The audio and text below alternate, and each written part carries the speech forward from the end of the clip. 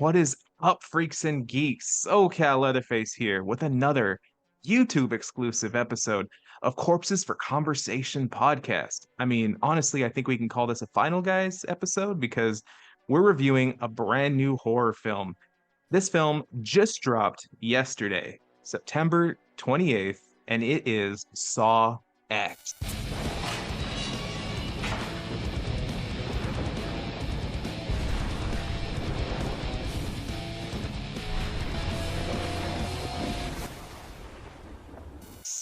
Or maybe you want to call it Saw 10. I don't know if you really acknowledge Roman numerals, but anyway, I am here today with the one and only Dymebag the Clown.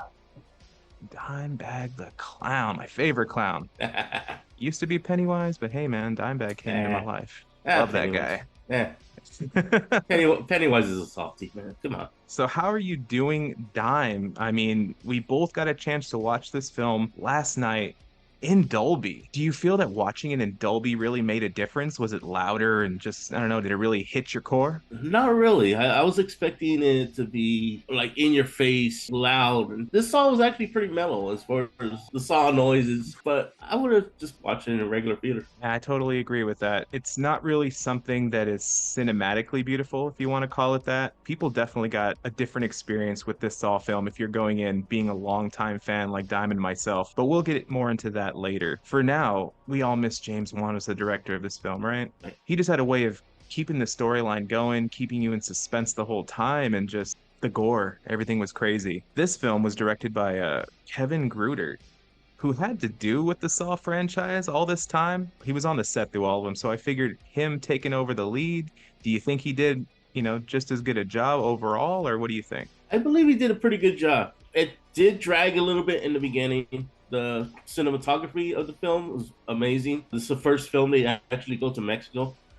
And I mean, the scenes in Mexico were amazing. I mean, was it shot in Mexico? Well, probably shot in Arizona. Who knows? Well, right. Yeah, would have had to deal with some real cartels if it would have taken it over to Mexico. I don't know. Right. Another thing is, it's like this is supposed to be set between 1 and 2, but it feels more like it was set between 4 and 5. Because I mean, you would think they would have de-aged Tobin Bell for this movie. I mean, Tobin Bell is 81 years old, for Christ's sake, and it definitely shows in this movie. No, definitely, man. We haven't seen Tobin Bell in a Saw film in 6 years, since Jigsaw in 2017. And I was thinking the same thing. Are they going to de-age him? I mean, if you think about how he looked in part 2, he was kind of fully covered up and he was definitely looking like he was dying of cancer. So I figured keeping him unwrapped in this one could have given off the appearance of someone who is, deathly sick from cancer. I kind of tried to, turn off my brain and play into it, but I definitely understand. As far as Amanda goes, I mean, spoilers, Amanda's in this movie. Why they gave that away in the preview, I don't know. They should have left it as a secret. But didn't she come in part 4? Amanda was revealed in part 2.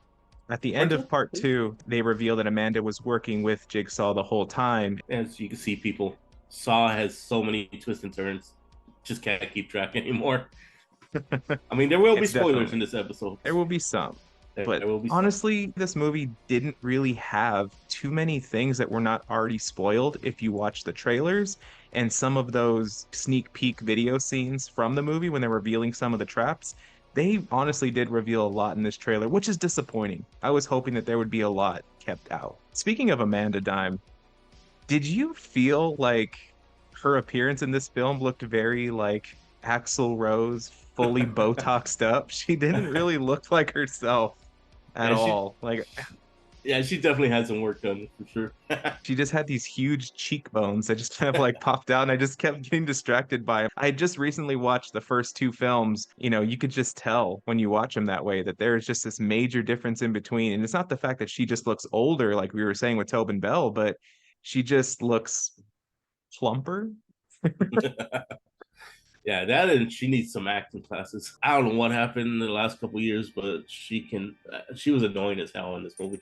I'm sorry. And I definitely agree. That was definitely one of the topics I wanted to bring up on this episode, was just the acting. And when I say acting, I was mostly talking about Tobin Bell and Amanda in this film. Tobin Bell still has it. He's still like creepy. He still has that voice, which is just his voice. I mean, if you're famous for your own voice, then you already got it all the time. We did see a different side of John Kramer in this film, a lot more of a, I guess, emotional, soft side, which is different. And I don't feel really was touched on in the previous Saw movies. They did reference when he would remember about his wife and the loss of his child. And he did seem that he was, hurt by that, but never like to the point of tears. He looked like he turned his pain into anger. Maybe that's what they're referencing, that this is supposed to fit in, like you said, between one and two. So maybe his anger was still a little more emo back then. You definitely see emotion from him in this one. As far as I believe his name was Carlos, the little kid, helping him fix his bike, and then yeah, we'll touch on that later. Yeah, there's definitely a lot of emotion in this, especially in the beginning. Like I said, it is slow in the beginning. You know, they're trying to set up that story where yeah, he's dying of cancer. Nobody wants to help him. They basically told him he has months to live, and he's like, I need to find an alternative. So he finds this anti-big pharma that wants to help out and say, "Oh yeah, come on down, pay us so and so amount of money." 200, was it $250,000? And Yeah, crazy amount of money. Yeah, and it was only what 6 months after. I think it wasn't even that long because I know he only had a couple months at the beginning. He's like, how long do I have? And they're just, telling him you have months. Yeah, And the best thing you could do is just die easy. That's the yeah. worst thing to be told by a doctor, honestly. Yeah, he's And like, I don't die blame him. easy. I don't blame him, man. If you are going to die and there's no one in the States that can help you, and this is actually done in real life, this touched on an actual thing. People will go to Mexico, people will go to different countries, do experimental drugs, things that the FDA haven't even approved. People are willing to go to those lengths and pay any amount of money because it's your life. It's desperation. So, what do you think of Amanda in this film? Like I said, she's a lot more emo this day around than we did see her in previous films, like in part two and especially part three. That's when she really shows her sadistic side. Like, she is just angry crazy in the previous films. And in this one, she's just really sad. What do you think? Yeah, I definitely got a more of a pissed off Amanda in this one. She definitely had that emo look, the black hair, looking like My Chemical Romance. Yeah, I thought she did a good job. She was just annoying as far as the writing for her character. Way too bloodthirsty in this one. Mm-hmm.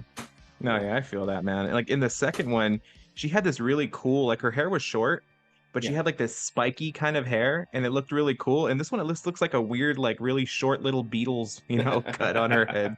It just bowl didn't cut. really match up. Yeah, it's like they looked back at the originals and they were like, how do we do same but different and still pull it off? And I just don't really feel that they did. Which brings me to the next topic here, Dime. This film had a ton of advertising all over social media, posters.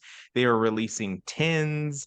They were doing everything they can to really put all of their money into just advertising for this film, which to me is usually a red flag. Films that do that are actually not good, but they advertise them really heavy because they want people to go. What were your expectations for this going in after seeing all of the advertising?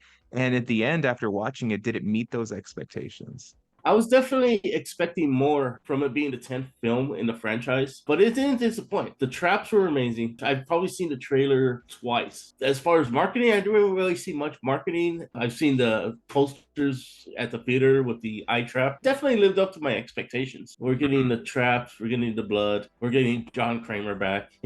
Yeah, that's true. It was a breath of fresh air after coming off of Spiral, and I'm like, don't end the franchise this way. You tried to Yeah. do some type of reboot, and it just didn't really hit off as well.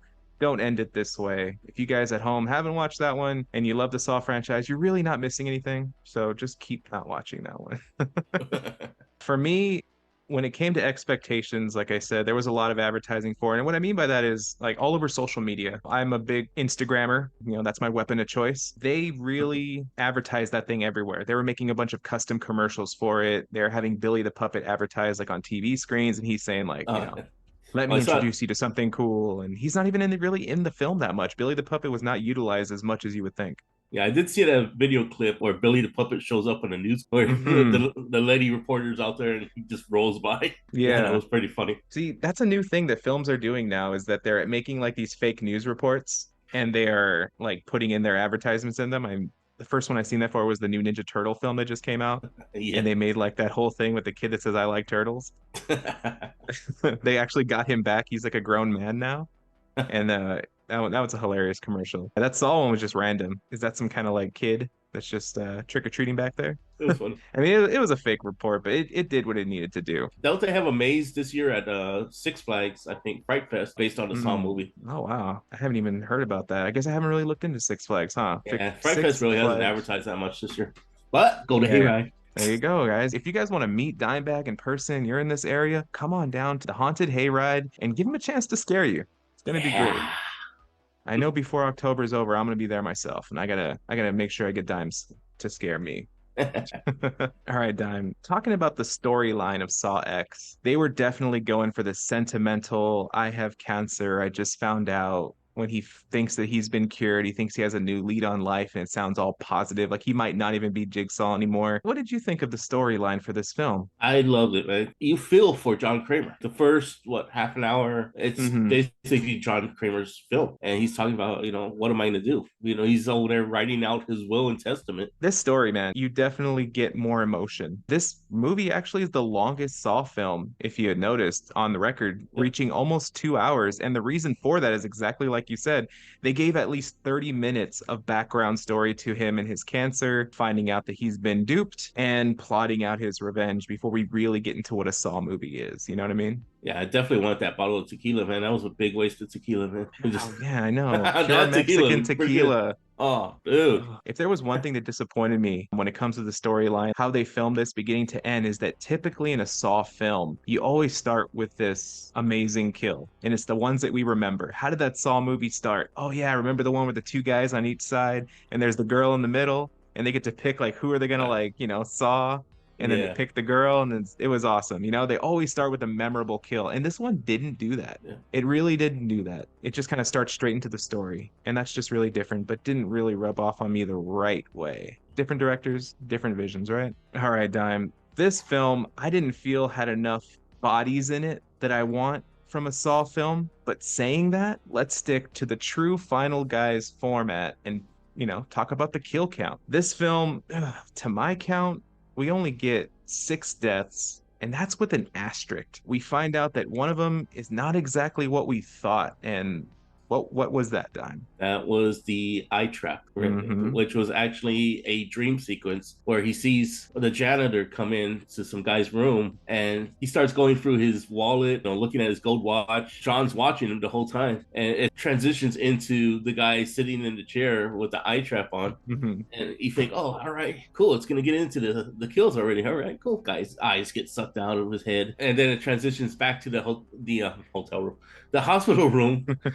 And John comes around the corner and he puts the stuff Yeah, back. And he's John's not gonna do like, it no more. yeah, good choice. Yeah, exactly. This dude got caught. See, the thing I did appreciate about that scene, even though I was disappointed when you find out it's just a sequence, a dream sequence, is that I love that for a minute we got to see how John Kramer thinks when he notices and finds people that deserve to have to play his game. It's his thought process. Let me look at what you did. Let me think of how I can, make my little recording, like how he says sticky fingers and stuff like that, because he's referencing that he's stealing. And at that same point, he's referencing what the trap's going to be, how he has to break his fingers. Yeah, And I like how he even looks at the patient in the bed and right. sees that he has those springs on. And that's like he in just a minute he thinks of this whole trap and he's like, and this is how I'm going to execute it if he steals that, but he puts it back. And I mean, hell, man, good choice, right? Within seconds. So, Dime, with that just being a dream sequence, we only really get 5 deaths on this kill count, but we do get at least 7 traps. Now, I warn you, freaks and geeks, at this point, we are going to be releasing some spoilers as who is actually in the traps. So, if you want to wait to find out, you can go ahead and pause this video and come on back after you watch it. But if you have and you're ready for it, here we go. If you're just a So, gore hound and you just love blood and guts, just stick around. stick around. All right. So we just went through trap number 1, and that is going to be that eye trap. I mean, it's the one that was heavily advertised, you know, didn't hold up as well watching the film to me. I feel like there could have been a little more gore. The eyes just sucked out so easy and there was hardly any blood, but hey, that's just me. Moves us on to trap number 2. We got, I believe his name is Diego. And he is Diego, that the taxi driver. yeah, the taxi driver in the film. This guy gets bombs strapped to each one of his forearms, like pipe bombs. Like you play Call of Duty, you got a pipe bomb right here, and he has his hands taped, and he has like knives at the end, and he has to cut into his hand and slice out these bombs. That was pretty hardcore in my opinion, man. Very brutal. Honestly, that would be horrible. And he There was could like nothing left of his arms, man. When he was done, he's gonna make some major reconstructive surgery for that one. he can kind of get new arms. Because he bombs out, needless to say, he survives, He but does survive that one. he's gonna be one fucked up guy. Trap number 3, we got Valentina. Now, this is a trap with razor wire. It seems pretty simple in construction. She has to remove her own leg with razor wire, get some type of extraction tube, and suck out, I believe, the bone marrow from her leg, which is horrible. Yeah. Or if she doesn't, she will have her head removed. And Dime, what was the fate? Well, dude, for one, that was brutal as fuck. As far as like the way she was just like cutting her leg with the razor wire, man. I'm like, especially without anesthesia or any numbing, like, dude, I was grimacing on that one, dude. I was just like, holy crap, dude. Needless to say, she cuts off her leg, sticks the tube in, suck out the blood, and I don't know, you're getting like plasma and all that stuff. Because they had a filter that was filtering out the plasma. If she had a couple more seconds more, she probably would have made it. But it came down to the final second. That razor wire just closed in around her neck, and pop goes her Horrible way to go, man. Horrible way to go. Like the way John Kramer explains it when he's talking about the rules of the trap, he makes it seem like it's going to happen slowly. Like first it's going to cut through your skin, then it's going to cut through your trachea, and then it's going to cut through your, your spinal column. Like he makes it sound like it's going to go slow. This chick just gets decapped in like a second. It was crazy. Now here we are to trap number 4 on our list. We got Mateo, and this guy gets to do brain surgery on himself. He has to remove a piece of his skull, take out a piece of his brain, and dissolve it in order to get the key to get out. And what happened to him, Dime?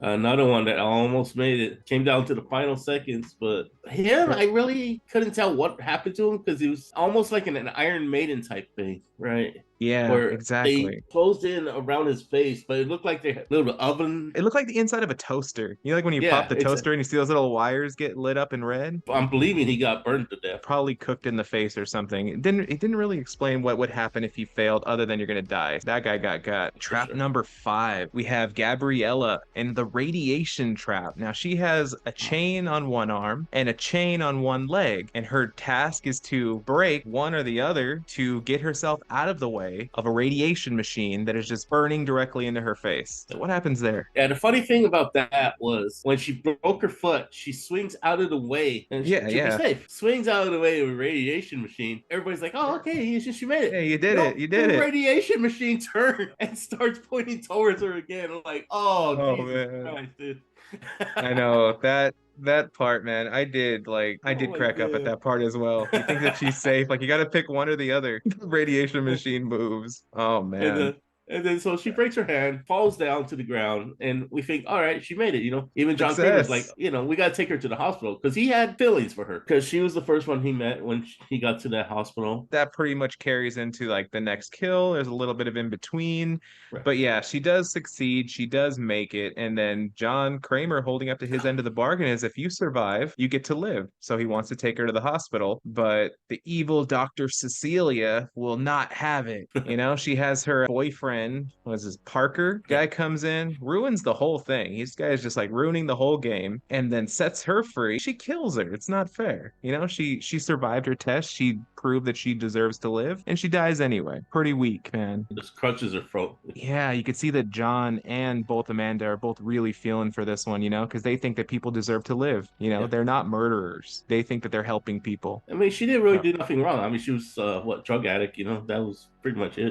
Which is why Amanda feels for her because she was a recovering drug addict as well. Yeah. And I mean, there's a big divide between fans when it comes to, is his methods actually helping people? Some people are like, yeah, it scares you straight. And other people are like, no, that's horrible. That's not the kind of help people need. So there's actually a big divide in that when it comes to fans of the film. The next trap we have here, I don't know how to really explain it. It's a room with poison gas. It's like the final room. Parker releases Cecilia. They're going to go ahead and make their escape. They're going to find their money and get their money because everyone loves money. That's all she wants is money. Then they're trapped in this room. We got a timer starting, you don't really get an explanation. The room is filling up with some type of poison, which decays your skin on contact. There's like one release hole, but I'm just thinking like, even if your head is out of the hole and you're getting mostly clean air, aren't your hands still going to get burned up? You know Yeah, what I mean? Or is exactly. your Yeah. skin in there just falling off? In true That, Saw fashion, you always have to have that final room where it's always that twist at the end. mhm. This one, you literally want to get out of your seat and just cheer, like, hell yeah, you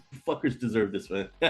No, I So, agree with you, man. Like, I'm thinking about every single Saw film and hearing the things that people did to get their way into these traps. And honestly, out of the entire franchise, this woman is the only one out of all of them that really, really deserves it. You oh know what yeah, I for mean? sure. She was a bitch. Yeah, everything she did. She's lying to people, making them think that they could live longer. It's horrible. You think that that's the end of the traps that we get. We eventually get towards the end of the film, and then they surprise you with mid-credit scene. Like I said, spoilers. We get one more Saw trap, which honestly, I called it the belly itcher. Because it's just there's a dude hung up in a room that looks like it's the same room from the first film, and he has this metal contraption device on his stomach with these little like razor fingers that just kind of go like this. And I'm Yeah, like, it but looked like a what's the mechanical trap? spider. Yeah. Yeah. I'm like, what's the trap and what's the point? I honestly feel like they added in that scene because when they showed this film to audiences, they didn't really like that this film ends off on a positive note. You know, John Kramer gets out with Amanda and they have the little Carlos. boy. It's like they just kind of walk into the sunset and then the screen turns all white and you get Saw X. Like it's some sort of, loving kind of movie. And I'm like, what the hell is this? Like, this is how the movie's going to end? This is how you end a Saw movie? Like, think about every other ending film. It's like it ends with somebody in a trap screaming for their life. And this one just ends with a nice little heavenly Saw X. And I'm like, no. No Yeah. way. So they did add this scene in, and you do get to see one more trap. So it does still end on a hardcore note. Yeah. And you also get the return of Detective Hoffman as well. And there you go. There's a big spoiler right there, people. I know There you some go. people were actually able to decode it and listen because in the trailer, you do hear a voice say, like, out of all the people, you chose John Kramer. And Yeah. they knew just from the voice that it was Detective Hoffman. Yeah. So for those that were able to pick that out, man, kudos to you. Yeah. I didn't, but at the same time, man, I wasn't trying to look into it. I did want to watch the trailer, but I did not want to ruin it for myself. I just said, I'm leaving it open. I was surprised and I thought it fit in. So that's awesome. So SoCal, let me ask you, what was your favorite trap of this movie?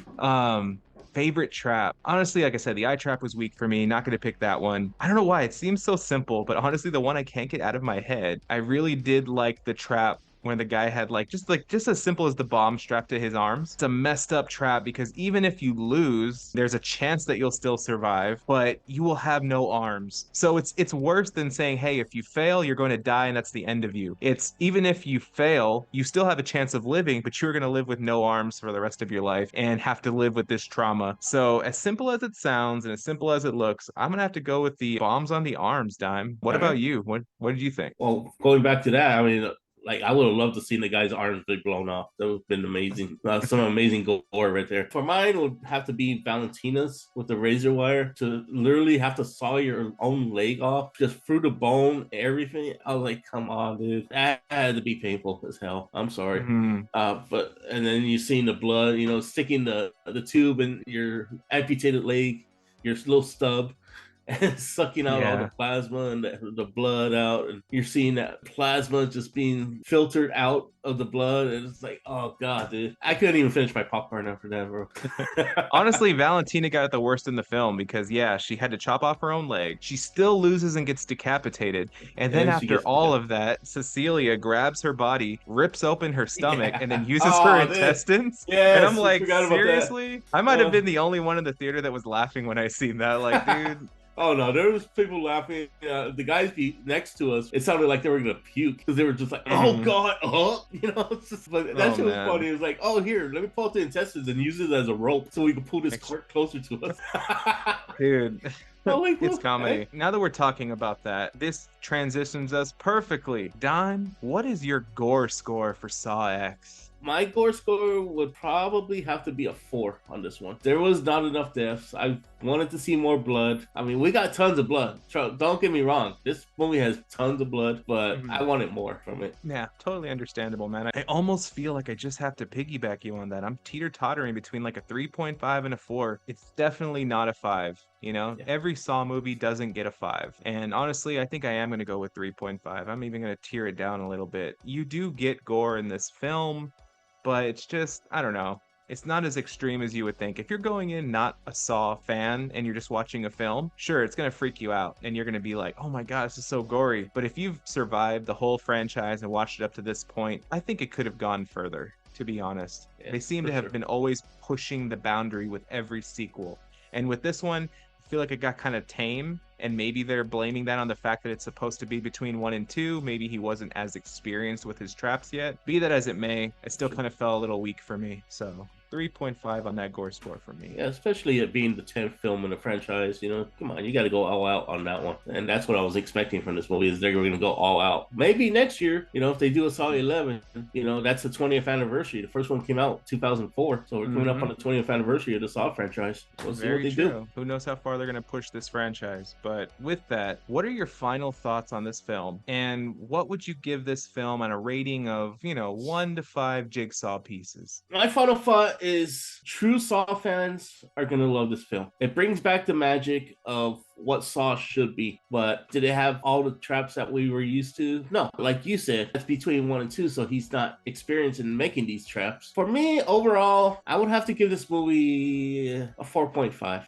Oh, wow. Pretty good score, man. But I loved it. It wasn't garbage, but they could have done better. Most definitely. For myself, overall thoughts, it's not the best in the franchise. I didn't think it was going to be. With all the constant changing of directors and everyone involved in the film, I think they knew that if they were to try to make a sequel, they wouldn't be able to make just a continuation, so they had to make this some type of prequel. They knew if they got Tobin Bell back, that it would bring the fans back than seeing more films with other people, because we've already changed who is the Jigsaw a couple times throughout the franchise. So bringing back Tobin Bell was a great choice. I really didn't fall too much for it with the being so sentimental and being like a touching story of cancer and just a man's love for the world and all these things. They made John Kramer really like a nice guy in this. And it's just not the Jigsaw that we're used to. But you're right. It is going to be a film for the fans. If you are a true fan of the film, you will mostly enjoy it. I'm not going to say you're going to love it and you're going to think it's the best, but you will enjoy it.